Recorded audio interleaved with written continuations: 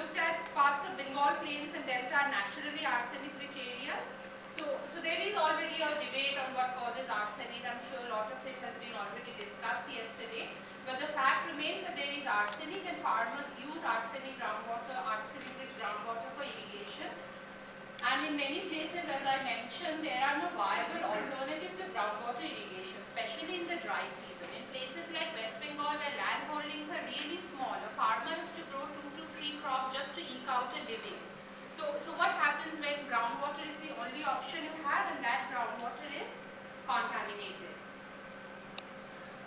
So given, I mean, there have been many measures to discourage farmers from using groundwater, but the fact remains that farmers continue to use groundwater because it's a matter of their livelihoods. We need to understand its impact on uptake by soil, crops and yields of crops, and how can the ill effects of arsenic in food chain be mitigated. So what we did was a review of literature. There are, as you know, many strands of literature in arsenic, of which we are interested in answering 2 specific questions.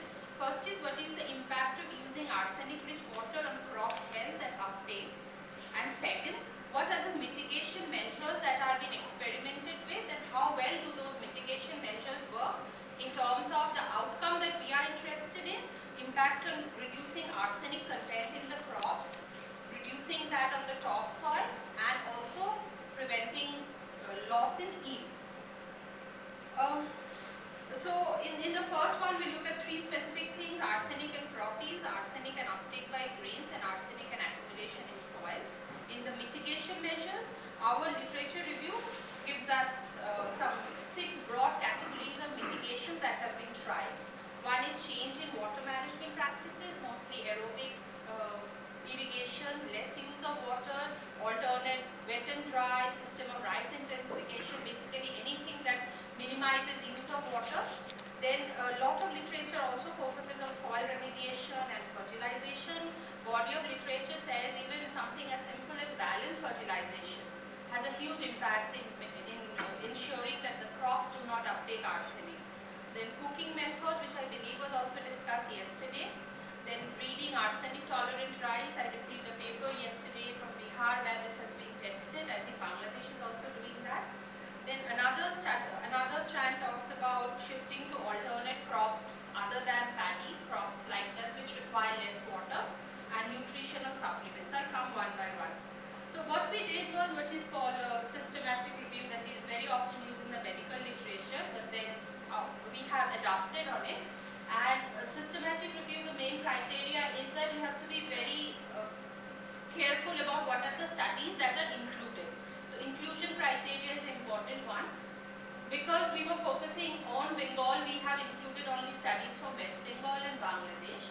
And we have included studies that have a credible counterfactual, studies that have a very clear control group and a very clear treatment group, to be able to actually measure the impact. And therefore, a lot of the studies that are mostly exploratory and descriptive are not a part of this review. Useful as those studies are for an overview, but here our emphasis is to understand the impact and therefore the need for credible counterfactuals. And also we only consider those studies which, as their impact variable, as their outcome variable, they are measuring arsenic content of crops, soil and crop yields as the outcome of interest. So only those papers which are reporting any impact on reduction or whatever of crop yields, etc., these 3 have been included. And most of the studies, because the fact that these have credible counterfactuals, actually happen to be experimental or quasi-experimental studies, either in greenhouse or in field conditions. 60 of studies met our review criteria, and of which 34 were of sufficiently high quality to be included. So here I'm not, yes, okay.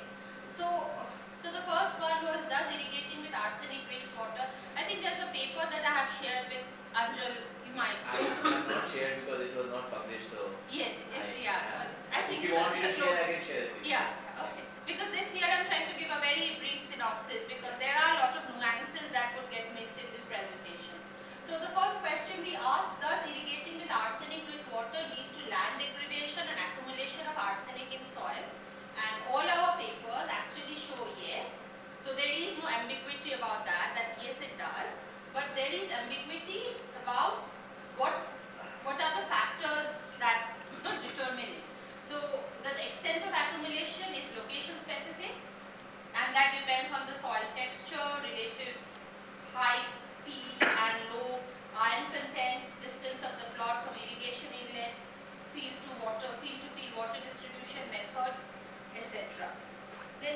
next one was we wanted to understand, does irrigating with arsenic lead to reduced crop productivity?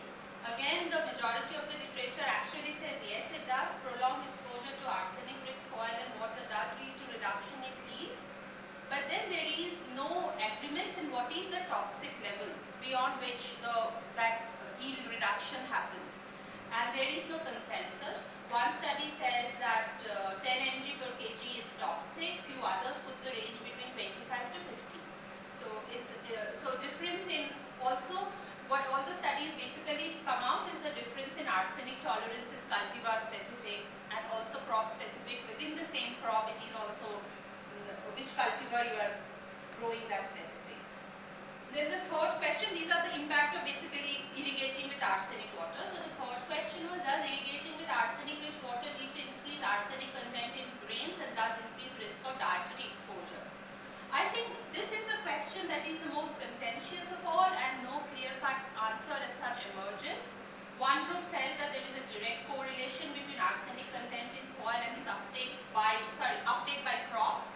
And then also I think there is a consensus that the uptake by various parts of the plant varies. Grain usually takes up the least and the roots and the stem the most.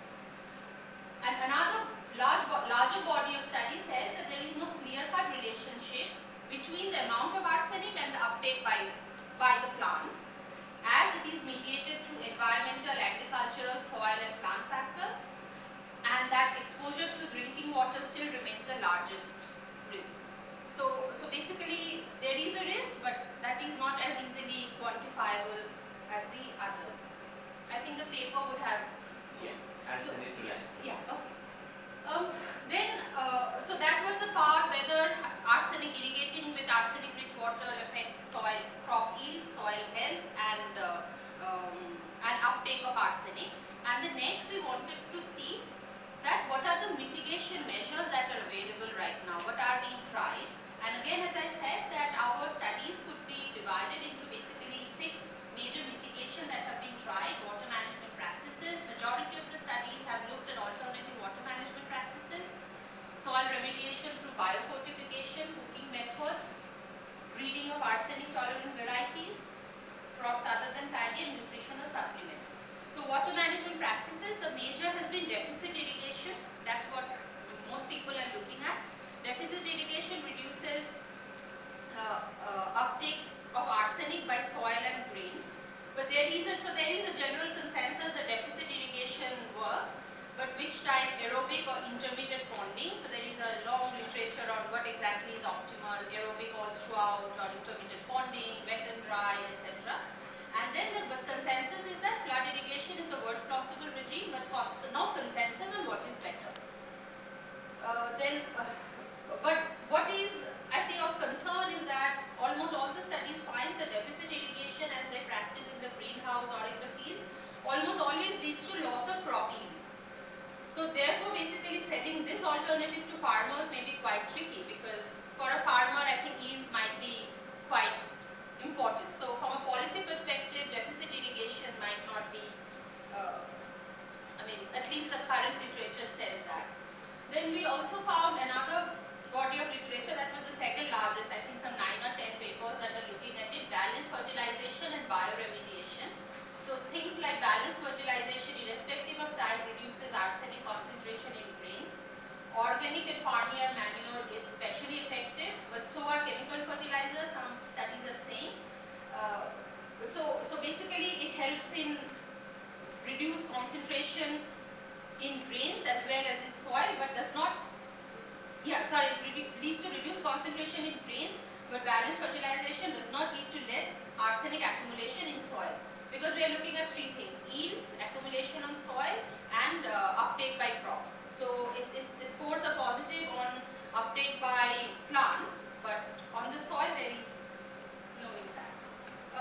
Then another few studies are talking about switching to alternative field crops, such as growing dryland crops such as maize and wheat leads to lesser uptake of arsenic by both crops and soil, precisely because it requires less water. So less arsenic water is not a rocket science, simple logic. But however, these are rice growing wells. So some of these also raise the question that how feasible is it to again convince farmers to move to crops that are not there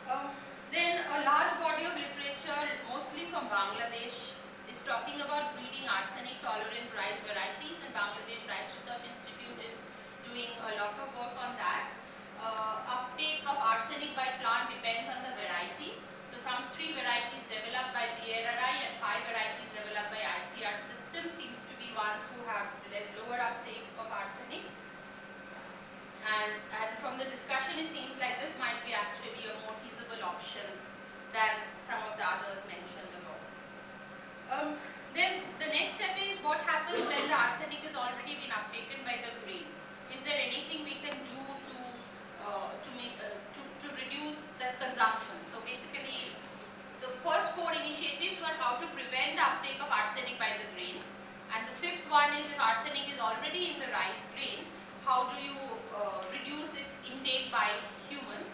And again, I think 2 or 3 quite high quality studies are showing that traditional methods of cooking can remove up to 57% of arsenic from rice. By traditional varieties, basically washing the rice thoroughly 3 or 4 times and then cooking in extra water and then throwing away that water. That's how most Bengalis would cook their rice. But then again, the caveat here is that the cooking water needs to be free of arsenic or of acceptable quality. And finally, another brand of studies from the nutritional side of the literature shows that there are clear links between poor nutritional status and susceptibility to arsenic. And a few studies which are randomized, double-blind, placebo-controlled studies show that folic acid supplementation actually helps. This has been a solution of folic acid supplementation. This has been tried on quite a large scale in some parts in Bangladesh, and the results seem to be positive. So, at least from the papers. So that was mostly the review that we have done. I think more details are available in the paper.